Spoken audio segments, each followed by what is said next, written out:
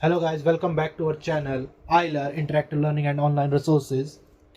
आज हम अपने नई वीडियो लेके आए हैं। थोड़ा सा लेट हो गया मैं जानता हूँ, तो थोड़ा इस टाइम मैं भी बिजी चल रहा हूँ एंड बहुत सारा काम है, इसलिए थोड़ा लेट हो जा रहा है। कोशिश करेंगे हम कंसिस्टेंट रहें। हमारी नेक्स्ट वीडियो जल्दी आएगी। चलो हम फोकस करते हैं। अभी तक जैसे कि आपने देखा, हमने number system, decimal expansion, real number, इन सब के बारे में पढ़ा। हम आगे चालू करते हैं आज की हमारी वीडियो में।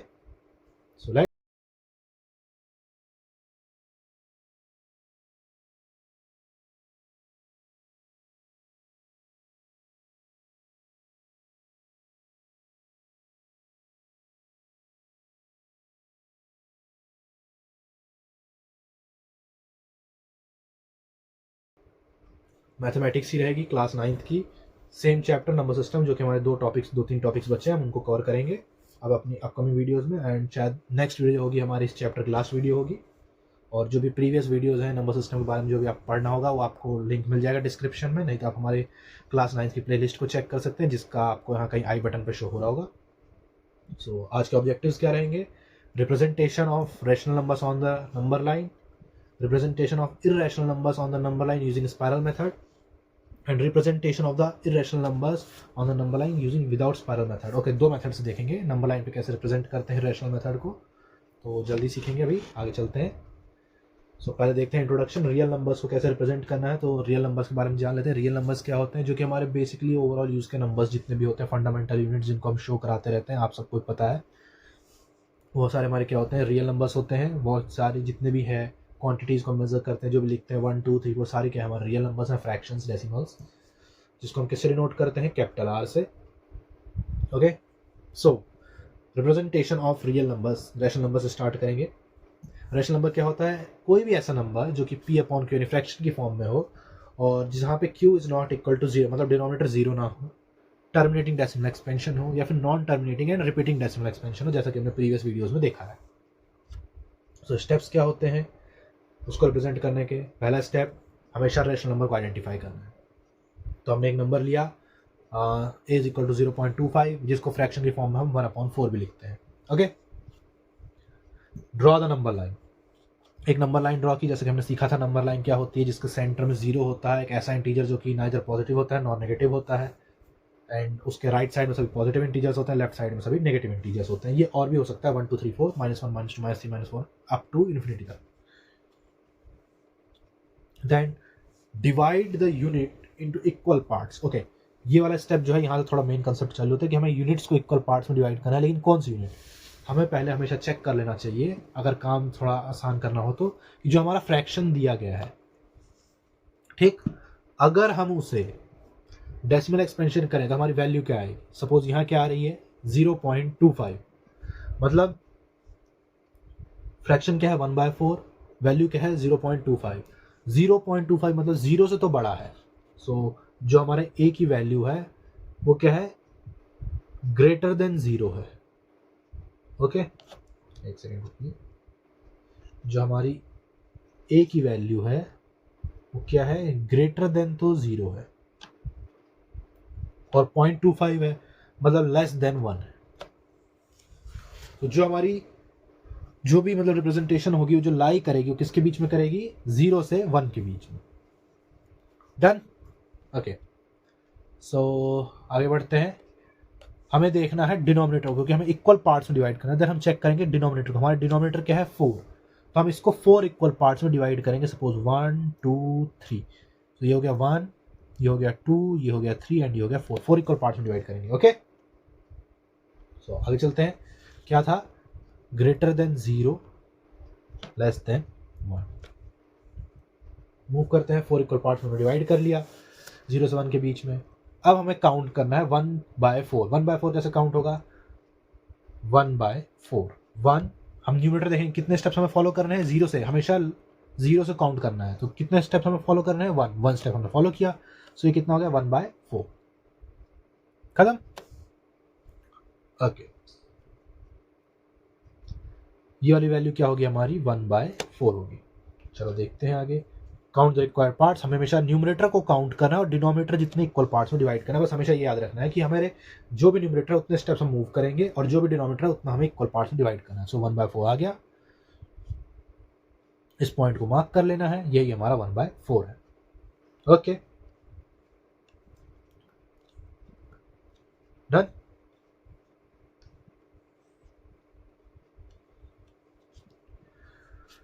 नेक्स्ट में एक और एग्जांपल लेते हैं। सपोज हमने लिया 3/4 जिसकी वैल्यू होगी 0.75।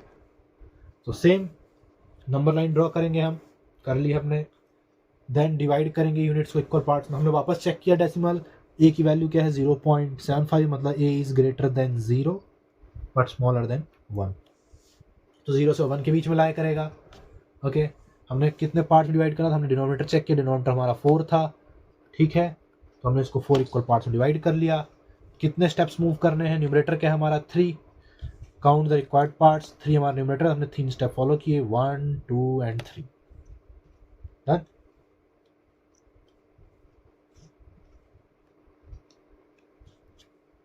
1 2 एंड 3 हमने इस पॉइंट को क्या किया, मार्क कर लिया, मार्क द पॉइंट। ये हमारा पॉइंट क्या है 3/4। डन। सो नेक्स्ट उसको मूव करते हैं। अब हम नेगेटिव नंबर्स के एक बार उसको चेक कर लेते हैं। नेगेटिव नंबर्स में कैसे होगा, आइडेंटिफाई रेशनल नंबर -5/4। ओके, यहाँ पे एक छोटी सी ट्रिक है।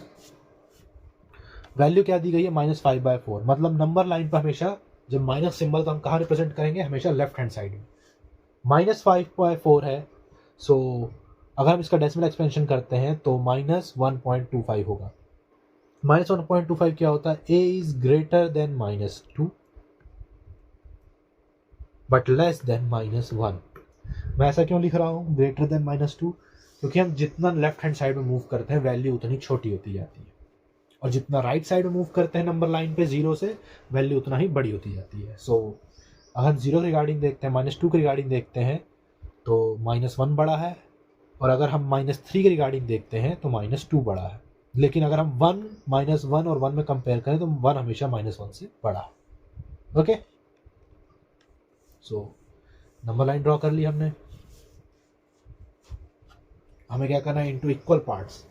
पहले तो हमें चेक करना है कि हमारी वैल्यू कहाँ लाई कर रही है। हमने जैसे वैल्यू चेक कर लिया था, -2 से ये बड़ा है क्योंकि हम लेफ्ट में मूव कर रहे हैं, और -1 से ये छोटा है। ठीक, तो -1 से -2 के बीच में वैल्यू लाया करेगी। और इसको एक और तरीके से किया जा सकता है कि हम 0 से ही इक्वल पार्ट्स में डिवाइड करना चालू कर दें। कि सपोज डिनोमिनेटर क्या है 4 का, तो हम हर एक सेक्शन को 4 पार्ट्स में डिवाइड कर लेंगे, 1 2 3। हम ऐसा भी कर सकते हैं कि हमारे एक सेक्शन को 4 पार्ट्स में डिवाइड कर लें, 1 2 3 4, और 1 2 3 4। देन हम 0 से काउंट करें, -5 है तो 1 2 3 4 5, या तो हम ऐसे काउंट करें। ठीक, और ऐसे में हमारा टाइम कंज्यूम ज़्यादा होता है क्योंकि हमें हर एक सेक्शन को 4 इक्वल पार्ट्स में डिवाइड करना पड़ेगा, देन काउंट करना पड़ेगा।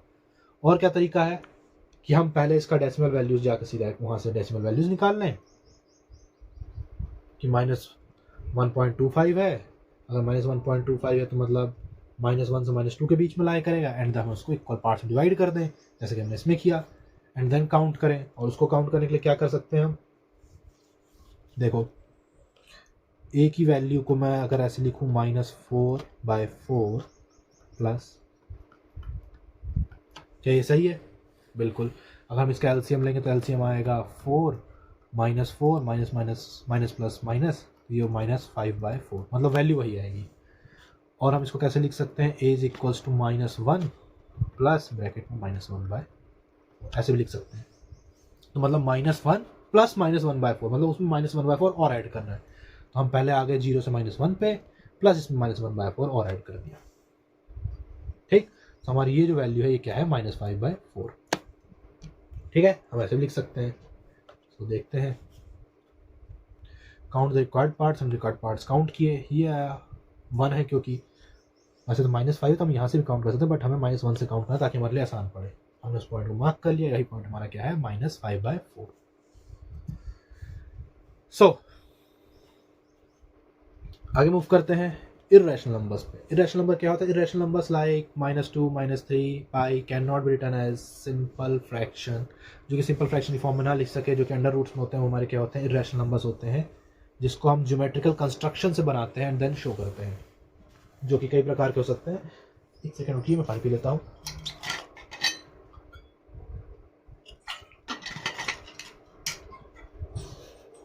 जो कि हमारे कई सारे नंबर्स हो सकते हैं, √2, √3, √5, परफेक्ट स्क्वायर छोड़, क्योंकि हमारे रैशनल नंबर हो जाते हैं। ओके, तो इनको ड्रॉ करने के स्टेप्स। स्टेप 1, पहले हम देखेंगे कि नंबर √2 को नंबर लाइन पे कैसे रिप्रेजेंट करें स्पाइरल मेथड से, जैसा कि हमने वहाँ पढ़ा था, पहले spiral method then without using spiral method. तो एक नंबर लाइन हमें ड्रॉ करनी है, उस पर हमें मार्क करना है 0 और 1 को, जो कि 1 यूनिट के इक्वल होंगे। 1 यूनिट इन द सेंस कुछ भी हो सकता है, 1 centimetre, 1 metre, 1 millimetre, according to your scale. एक नंबर लाइन ड्रॉ की, देन हमने उस पर मार्क कर लिया 1 यूनिट, 0 से 1। 0 को हमने ए नाम दे दिया, 1 को बी। ये पूरा डिस्टेंस हमारा 1 यूनिट है। और हमें क्या करना है, बी पॉइंट पे, मतलब जो हमारा 1 वाला पॉइंट है, बी पॉइंट पे एक परपेंडिकुलर लाइन ड्रॉ करनी है। परपेंडिकुलर लाइन क्या होती है? जो कि एक 90 डिग्री का एंगल बनाए, ठीक, उस पॉइंट पे। तो हमने एक परपेंडिकुलर लाइन ड्रॉ कर ली एंड हमें क्या किया, हमने उस परपेंडिकुलर लाइन पे बी पॉइंट से 1 यूनिट मेजर करते हुए, मतलब कंपास लिया, कंपास को 1 यूनिट ओपन किया, ए बी की वैल्यू को नापते हुए कंपास को मतलब ए पे रखा एंड बी तक ओपन किया एंड सेम कंपास की, मतलब उसको ना ज़्यादा छोटा ना बड़ा, ना प्रेस करके ना उसको ज़्यादा एक्सपेंड करके बी पे रख के एक मार्क लगा लिया, ठीक। सो ए बी हमारा कितना था? 1 यूनिट, ठीक। हमें 1 यूनिट का मार्क लगाना था परपेंडिकुलर पे बी पॉइंट से। हमने ए बी को मेजर किया एंड बी पॉइंट से रखते हुए परपेंडिकुलर पे मार्क लगा लिया, और हमने उस पॉइंट, उसने जिस पॉइंट पे इंटरसेक्ट किया परपेंडिकुलर को, हमने उसे नाम दे दिया सी। ओके, देन हमने क्या किया, हमने ए सी को ज्वाइन कर दिया। जब हम ए सी को ज्वाइन करेंगे तो ये जो हमारी डिस्टेंस आएगी कितनी आएगी? √2 यूनिट्स आएगी। कैसे आएगी वो देखते हैं। पाइथागोरस थ्योरम से ये हमारी डिस्टेंस कितनी आएगी? √2 यूनिट, ठीक। कैसे हुआ ये सब? पाइथागोरस थ्योरम क्या कहती है? एक राइट एंगल ट्रायंगल में, जो कि हमारे पास यहाँ है ए बी सी है, जाओ मैं यहाँ पर ना लिखते हुए यहाँ लिख दूँ ताकि वहाँ समझने में आसानी है। एक राइट एंगल ट्रायंगल में, जो कि हमारे पास ए बी सी है, हाइपोटेन्यूज जो होता है, हाइपोटेन्यूज जो होता है वो बेस, हाइपोटेन्यूज का जो स्क्वायर होता है वो बेस एंड परपेंडिकुलर के स्क्वायर के इक्वल होता है। ओके, पाइथागोरस साइंटिस्ट ने क्या कहा था? जो हाइपोटेन्यूज का स्क्वायर होता है, हमेशा एक राइट एंगल ट्रायंगल में ध्यान रहे, हाइपोटेन्यूज का square is equal to base square plus perpendicular square. Okay, so हमारे पास हाइपोटेन्यूज क्या है? ए सी, बेस हमारे पास ए बी है और परपेंडिकुलर हमारे पास B C. So A C का square is equal to A B square plus B C square. So A C का स्क्वायर, ए बी की वैल्यू क्या है? 1 यूनिट है, बी सी की वैल्यू क्या है? 1 यूनिट, तो मतलब 1 स्क्वायर प्लस 1 स्क्वायर, जिसकी वैल्यू किसके इक्वल हो जाएगी? 1 plus 1, 1 plus 1। So A C का स्क्वायर इज इक्वल्स टू 2, तो A C is equals to √2 units. Okay, हाँ, अब ये चीज कैसे आई √2 यूनिट्स, ये मैं अभी आपको दिखाता हूं। हम एक जनरल टर्म में लेके चलते हैं कि अगर कोई भी वैल्यू है और उसका कोई भी एक्सपोनेंशियल पावर है, राइट, अगर हम उसको इक्वल टू, सपोज इधर कोई नंबर n है, अगर हम इसको इक्वल्स टू के उधर ट्रांसफर करते हैं, मतलब चेंज करते हैं, या फिर बोथ साइड क्या करें, इसकी पावर को, अगर ये ए ई है तो हमें इसको 1 करना है। हमने एक्सपोनेंशियल लॉज नहीं पढ़े इसलिए यहाँ थोड़ा दिक्कत होगी, इसलिए मैं आपको सिंपल बता देता हूँ कि अगर हम इक्वल टू को उधर ट्रांसफर करते हैं तो जो एक्सपोनेंशियल होता है वो 1/e हो जाता है, और इसको हम कैसे लिख सकते हैं? e, ऐसे भी लिख सकते हैं, ठीक है। सो इस क्वेश्चन में, मतलब इस इक्वेशन में क्या हुआ हमारे साथ? इस क्वेश्चन में हुआ ये कि ए की जगह तो ए सी का स्क्वायर था, ए सी था, एक्सपोनेंशियल की जगह स्क्वायर था, और उधर वैल्यू क्या थी? 2। देन यहाँ क्या हुआ? ए सी इज इक्वल्स टू 2, तो मतलब इस चीज को हम कैसे लिख सकते हैं? √2 भी लिख सकते हैं, और क्या लिख सकते हैं? 2 की पावर 1/2। ओके, ऐसे इस तरीके से हम इसे लिख सकते हैं। सो ये याद रहे, इसी मतलब ऐसे लिखा गया है, कोई बात नहीं।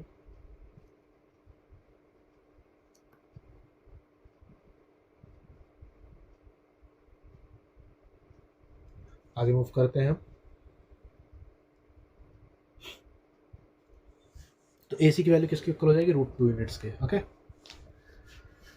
देन ये तो अभी हमने ज्योमेट्रिकल रिप्रेजेंटेशन निकाला है, हमने AC की वैल्यू निकाली, लेकिन अभी तक हमने नंबर लाइन पर रिप्रेजेंट नहीं किया। नंबर लाइन रिप्रेजेंट करने के लिए हम A से C की वैल्यू को मेजर करेंगे, A पे कंपास रख के C तक ओपन करेंगे, और हमारी जो नंबर लाइन थी जिस पर हमने AB पॉइंट मेजर किया था उस पर एक मार्क लगा देंगे।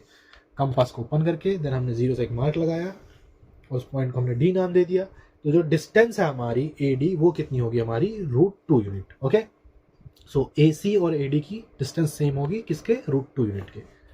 ओके, अब देखते हैं हम नंबर स्क्वायर रूट ऑफ 3 को हम नंबर लाइन पे कैसे रिप्रेजेंट कर सकते हैं। पहला कंस्ट्रक्ट करना है √2 फर्स्ट, हमने √2 बना लिया।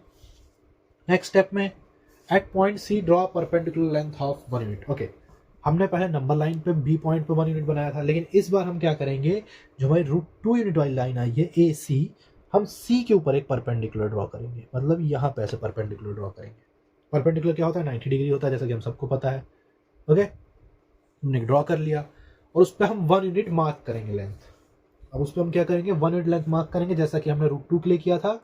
B पे रख के हमने 1 यूनिट मार्क किया था, सेम हम C पे रख के 1 यूनिट मार्क करेंगे। पहले AB को मेजर कर लेंगे या फिर BC को मेजर कर सकते हैं, उसको C पे रख के मार्क कर लेंगे। उसको हमने नाम दे दिया E पॉइंट। देन हम क्या करेंगे, हमने AC को ज्वाइन किया था, यहाँ पे हम AE को ज्वाइन करेंगे। ओके, हमने AE को ज्वाइन कर दिया। अब जो ये वैल्यू आई AE की, ये होगी √3 के इक्वल। कैसे, ये भी हम पाइथागोरस से एक बार फिर से हम यूज करेंगे एंड फिर निकालेंगे। पाइथागोरस थ्योरम क्या कहती है कि हाइपोटेन्यूज का square equals to base square plus perpendicular square.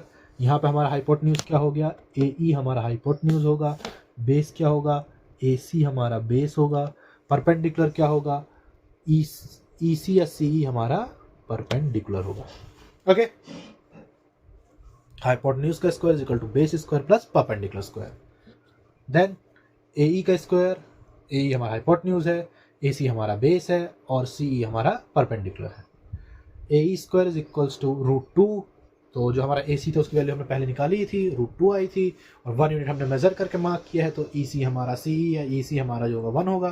√2 का स्क्वायर प्लस 1 का square is equals to AE square. Value कितनी हो गई, 3। किसी भी स्क्वायर रूट का स्क्वायर क्या होगा, वो नंबर होगा। सपोज मान लो अगर नंबर 5 का मैं यहाँ पे स्क्वायर करता हूँ तो 5 के इक्वल होगा। क्यों, क्योंकि वैल्यू कैसे हो जाती है, 1/2 का होल स्क्वायर। जब हम इसको करेंगे तो कैसे लिखा जाएगा,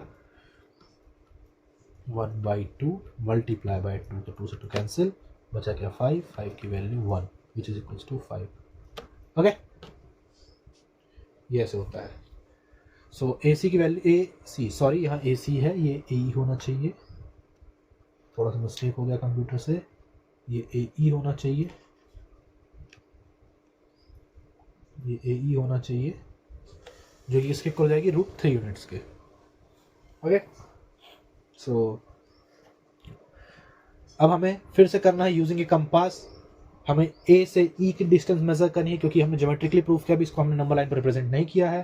तो कंपास से हमें AE की डिस्टेंस मेजर करके इसको नंबर लाइन पर मार्क करना है, एंड उस पॉइंट को मान लो हमने F नाम दे दिया। और हमने जब डिस्टेंस मेजर की A से F की, तो कितनी आई, √3 यूनिट्स। तो AE is equals to AF। AE जो है वो मतलब AE जो है वो AF के इक्वल है, और दोनों की वैल्यू क्या है, √3 यूनिट।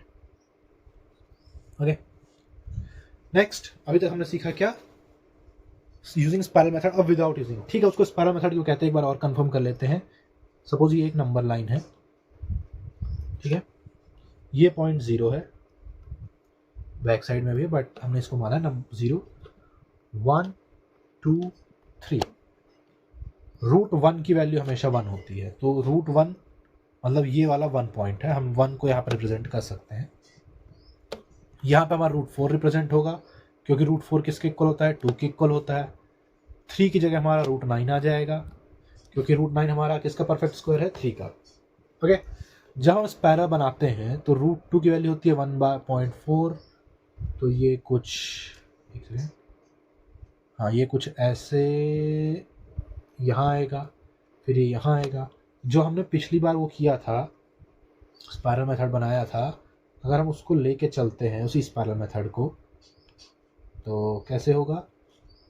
1 2 3 4, बता रहा हूँ मैं, √2 √3, ठीक, एंड √4 मेरे ख्याल से ऐसी जगह आएगा जब हम इसको मेज़र करेंगे। मान लो √4 अगर यहाँ आता है, ये और ये डिस्टेंस और √4 की डिस्टेंस, सपोज इस पॉइंट में मान लेता हूँ, कोई भी नाम ले लेता हूँ, y नाम दे देता हूँ, ये z हो गया, तो OY = OZ होगा। फिर ऐसे मेज़र करते करते करते करते जो ये वैल्यू आएगी और जो ये वैल्यू आएगी वो सेम होगी। सो हमारा जो स्पाइरल बनता है वो कैसे बनता है? हमारा जो स्पाइरल बनता है वो ऐसे बनेगा, ए ऐसे, फिर ये ऐसे, फिर ये ऐसे, फिर ये ऐसे, एंड ये चलता रहेगा। ये वाली वैल्यू मान लो 0 है, ये 1 है, ये 2 है, ये 3 है, ये 4 है, एंड आगे जाके 5। अगर हम रूट्स की वैल्यू की बात करें तो यहाँ आएगा √1,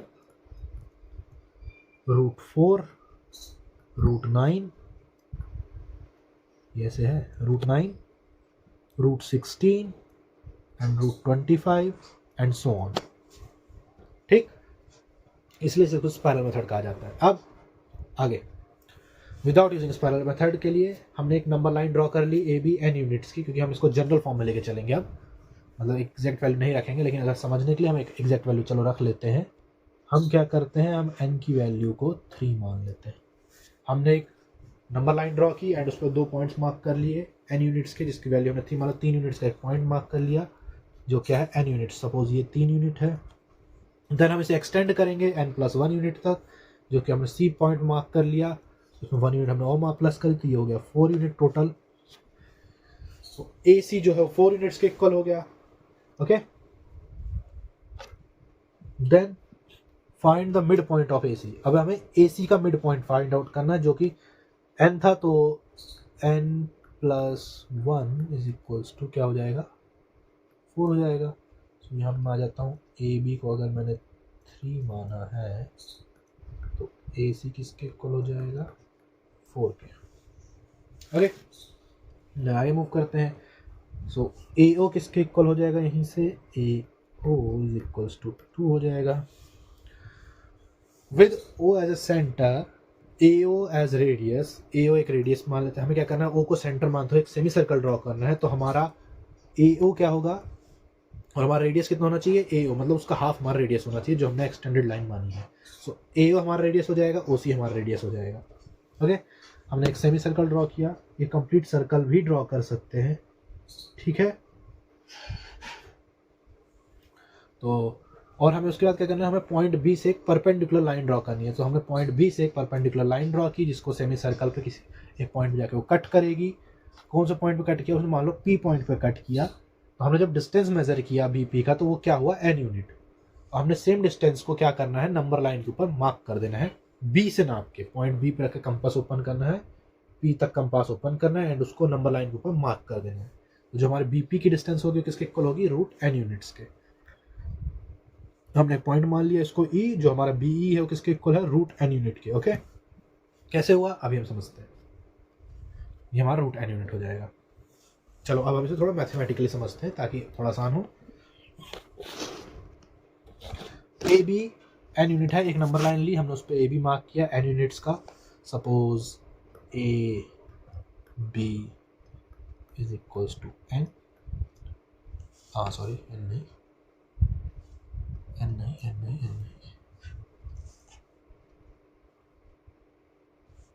AB = 3, एंड देन हमने उसको क्या किया, एक्सटेंड करना है। पहले हमने मेजर कर लिया n यूनिट, n की वैल्यू हमने 3 रखी थी। AC हमारा n+1 था, सो AC = मान लिया हमने 4। Okay, n+1 = 4। देन हमने मिड पॉइंट माना था O को, सो हमारा AO और CO जो है वो सेम डिस्टेंस हो जाएगी। AO और CO की वैल्यू सेम होगी। हमने O को मिड पॉइंट माना, तो क्या हो जाएगा? n+1/2। n+1 मतलब हमारा AC का हाफ, तो हमारा AO is equals to CO is equals to 2. अरे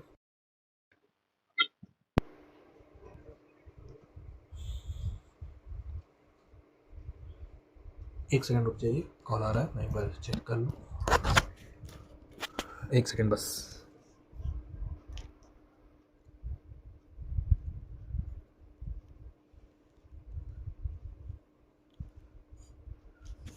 ओके, हम आगे मूव करते हैं। AO और CO की वैल्यू कितनी हो गई? 2 हो गई। डन। अब हमें क्या करना है, AO को रेडियस मानते हुए, सो हमारा जो रेडियस होगा वो कितना होगा, ये डिस्टेंस हमारी कितनी है 2, एंड ये वाली डिस्टेंस भी हमारी कितनी हो जाएगी AC की 2। ठीक, AO को रेडियस मानते हुए हमने क्या किया, सेमी सर्कल ड्रॉ किया, एंड देन हमने B से एक परपेंडिकुलर ड्रॉ किया जो कि सेमी सर्कल को एक पॉइंट P पे कट कर रहा है, और हमने एक इमेजिनरी लाइन ड्रॉ की ताकि हम मतलब कैलकुलेशंस कर सकें। तो हमने एक डॉटेड लाइन ड्रॉ कर ली O से P पे। ठीक, अब इन ए ट्राइंगल OBP हमने एक इमेजिनरी लाइन ड्रॉ की तो एक ट्राइंगल बन गया OBP, एक राइट एंगल ट्राइंगल बन जाता है OBP। ठीक, OBP जिस पे राइट एंगल किस पे है, B पे, जहां पे हमेशा राइट एंगल ट्राइंगल होता है उसको हम सेंटर में लिखते हैं। तो B वाले पे हमारा क्या हुआ, राइट एंगल ट्राइंगल बन गया, मतलब B पॉइंट पे हमारा राइट एंगल ट्राइंगल बना। ओके, एक मिनट।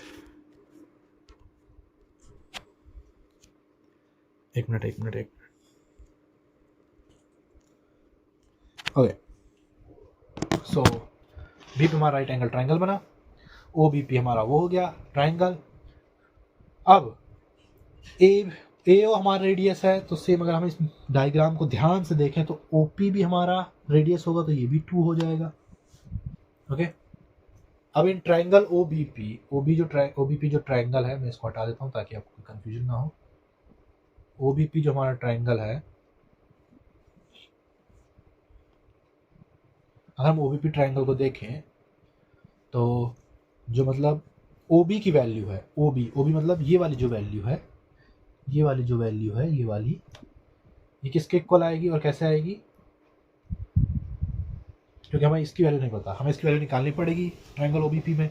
तो हमने देखा AB क्या है, n यूनिट है, AB जो है वो n यूनिट्स के बराबर है, और अगर हम इस AB में से AO को माइनस कर दें तो ये किसके इक्वल हो जाएगा, OB के इक्वल हो जाएगा,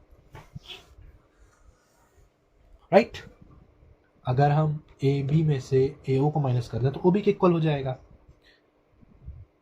ठीक है, सो AB हमारा कितना है n, और AO कितना था हमारा, AO हमारा था, ऊपर हमने लिखा भी हुआ है n+1/2। सो AB कितना है हमारा n, और माइनस कर दिया हमने n+1/2 को। सो AB कितना था हमारा 3, और OB कितना था हमारा OB कितना था 2 था, AO कितना था 2 था, जिससे हमारा OB निकल आएगा।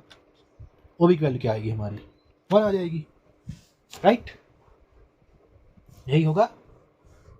ओके, सो आगे मूव करते हैं। हमें जैसे कि हमारी जो चीज़ें पता ही थी, वापस लिख लेते हैं एक बार। AB equal to n equal to 3, AC is equal to n+1 equal to 4, AO is equal to n+1/2 is equal to 2। Okay, ये था। सो ये हमारा 2 था, ये हमारा रेडियस, तो ये भी ऑटोमेटिकली 2 हो जाएगा, और वो भी 2 था, और OB की वैल्यू अभी हमने निकाली। OB की वैल्यू हमारी कितनी आई 1। ठीक है, OB की वैल्यू क्या आ गई 1 आ गई। अब हम अगर आगे मूव करते हैं, क्योंकि OB की वैल्यू फिर हमारी क्या हो जाएगी n-1/2। n-1/2 कैसे होगी, बताओ। अभी हमने देखा, वहाँ पे भी हमने सॉल्व किया था, तब भी हमने देखा, जब हमने किया n-n+1/2 सॉरी 2, राइट, यही किया। हम इसको सॉल्व करेंगे तो ये क्या हो जाएगा, 2n minus n minus 1/2 which is equals to n minus 1/2 आएगा। ओके, हम अब आगे चलते हैं। मैथमेटिकल में एक चीज़ बहुत अच्छी कि सब चीज़ प्रूफ होती हुई चलती है, इसलिए ज़्यादा दिक्कत नहीं होती। अगर चीज़ें प्रूफ ना हो तो वहाँ में थोड़ा दिक्कत होनी चाहिए, लेकिन यहाँ सब हम प्रूफ कर सकते हैं। सो बाय यूजिंग पाइथागोरस थ्योरम, अब हम पाइथागोरस थ्योरम लगाएंगे किस किस में, ध्यान से देखो किस किस में लगेगा पाइथागोरस थ्योरम। ये हमारा बेस है, ये हमारा परपेंडिकुलर है, एंड ये हमारा हाइपोटेन्यूज। ओके, लग रहा है पता?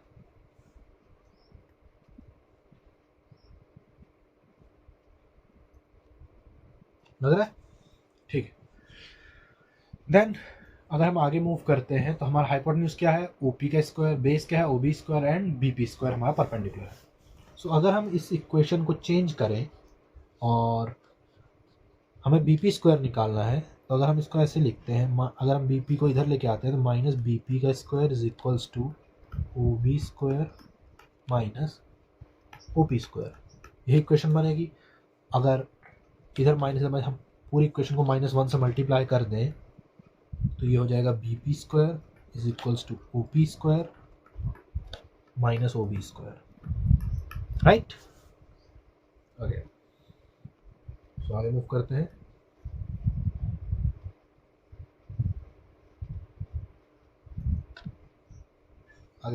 हैं।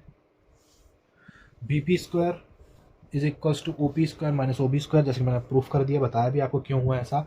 BP square is equals to OP square, OP की वैल्यू क्या है, ओपी हमारा क्या है, हाइपोटेन्यूज है। ओपी हमने बताया था वो रेडियस भी है, तो n+1/2, क्योंकि एओ और ओपी सेम होंगे तो ओपी की वैल्यू क्या हो जाएगी, n+1/2 का स्क्वायर। ओके, सो बीपी का square is equals to OP का स्क्वायर यानी n+1/2 का स्क्वायर। सो हम इसको यहाँ लिख के चलते हैं, n+1/2 का स्क्वायर, n+1 मतलब 4/2 का स्क्वायर, जो हमारा बीपी का स्क्वायर है, माइनस n-1/2 मतलब n क्या था हमारा 3, n-1 मतलब 2/2 का स्क्वायर।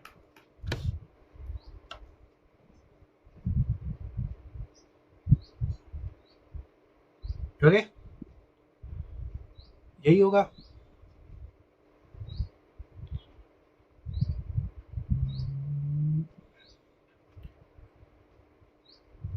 फोर बाय टू का स्क्वायर, ओके, एंड 2/2 का स्क्वायर। ओके,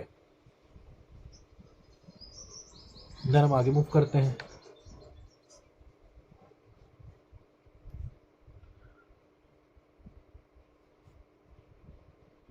ओके, जब हम आगे मूव करते हैं तो बीपी का स्क्वायर किसके इक्वल हो जाएगा, बीपी का स्क्वायर हो जाएगा 4n बाय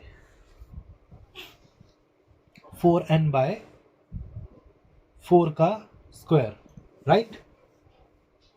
4n बाय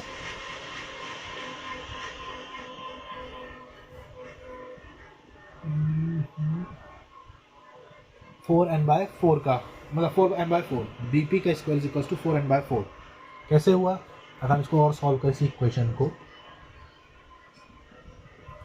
अगर हम और सॉल्व करें, अच्छे से सॉल्व करें तो n+1 का होल स्क्वायर किसके इक्वल होता है, n+1 का whole square upon 4 minus n-1 का होल स्क्वायर अपॉन 4, यही इक्वेशन बनेगी, ठीक है। सो n+1 का होल स्क्वायर और n-1 का होल स्क्वायर किसके इक्वल होता है, हम इसको फर्दर ओपन करके देन सॉल्व करते हैं।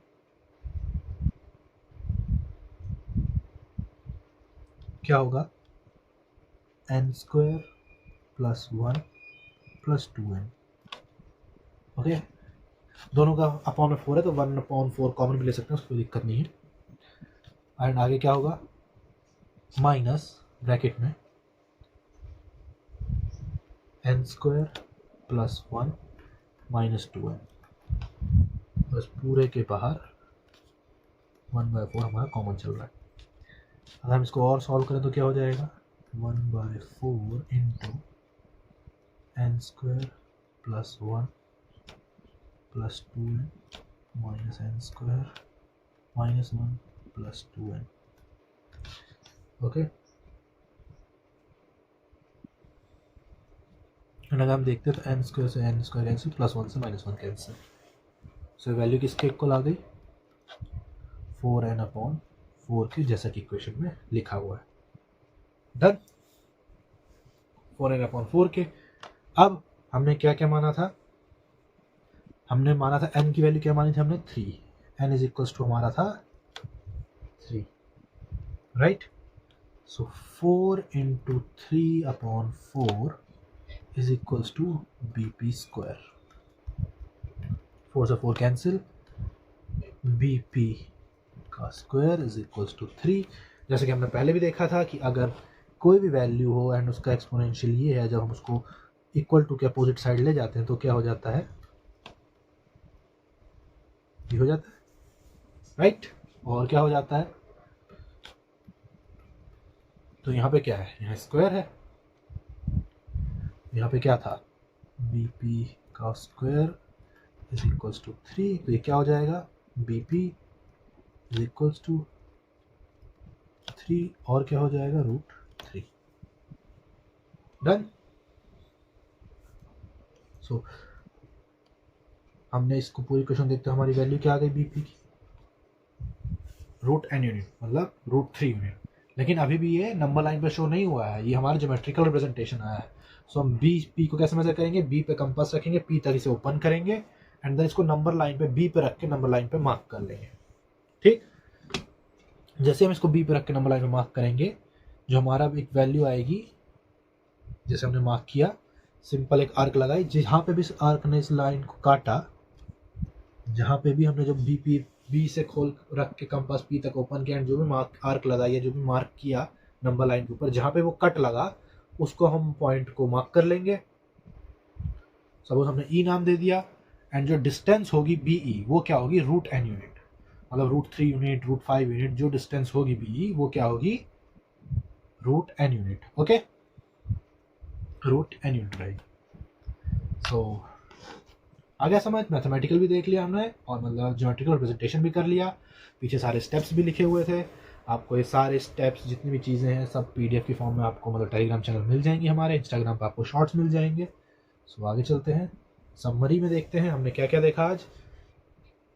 सबसे पहले हमने देखा रिप्रेजेंटेशन, SENTATIO। हमारा मेरी राइटिंग थोड़ी गंदी है क्योंकि मुझे मतलब इस पर लिखने की आदत नहीं है। रिप्रेजेंटेशन क्या देखा, रेशनल नंबर्स, रिप्रेजेंटेशन देखा नेगेटिव पॉजिटिव दोनों, नेगेटिव एंड पॉजिटिव दोनों। और क्या देखा, इर्रेशनल नंबर का देखा,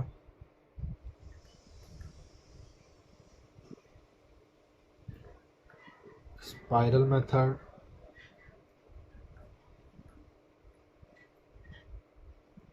और ज्योमेट्रिकल मेथड। वैसे तो दोनों ही ज्योमेट्रिकल है, पर spiral method geometrical without spiral method भी देखा।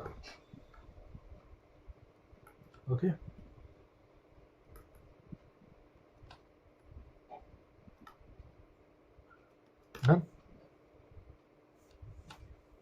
सो आज के लिए बस इतना ही, मिलते हैं नेक्स्ट वीडियो में। नेक्स्ट वीडियो हम क्या कवर करेंगे, जो हमारे फर्दर टॉपिक्स बचे हैं इस चैप्टर के, जिसमें रैशनलाइजेशन ऑफ नंबर्स और लॉज ऑफ एक्सपोनेंशियल बचा है।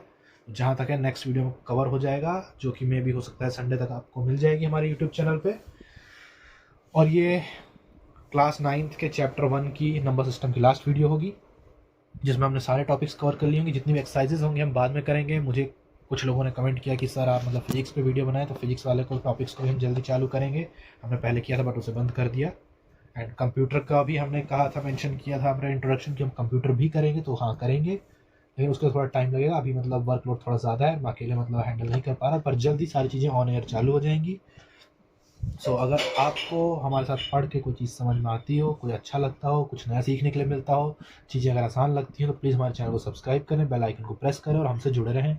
और इस जितना भी हमने पढ़ा है इनकी सब की जो भी पीडीएफ फॉर्मेट है वो हम आपको टेलीग्राम चैनल पर प्रोवाइड करेंगे, इंस्टाग्राम पर हमारे शॉर्ट्स अपडेट्स आते रहेंगे।